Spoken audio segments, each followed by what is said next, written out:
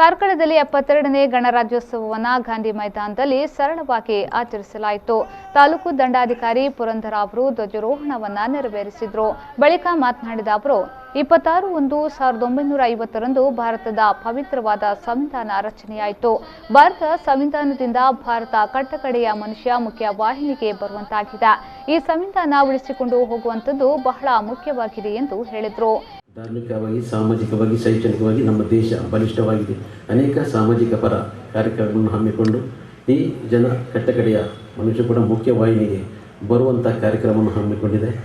ಯಾವುದೇ ಜಾತಿ ಮತ, ಹಿಂದೂ, ಮುಸ್ಲಿಂ, ಕ್ರೈಸ್ತ, ಪಾರ್ಸಿ, ಜೈನ, ಯಾವುದೇ ಜಾತಿ ಮತಗಳ ಭೇದ ಇಲ್ಲದೆ ಪ್ರತಿಯೊಬ್ಬ ಮಾನವ ಕೂಡ ಈ ಪವಿತ್ರವಾದ ನೆಲದಲ್ಲಿ, ಪವಿತ್ರವಾದ ಮಣ್ಣಿನಲ್ಲಿ ಜೀವನ ಮಾಡಲಿಕ್ಕೆ, ದೇಶದ ಯಾವ ಮೂಲೆಯಲ್ಲಿ ಕೂಡ ವಾಸಿಸಲಿಕ್ಕೆ ಹಕ್ಕು ಕೊಡಿರುವಂಥದ್ದು ನಮ್ಮ ಸಂವಿಧಾನದ ಮೂಲ ಉದ್ದೇಶ.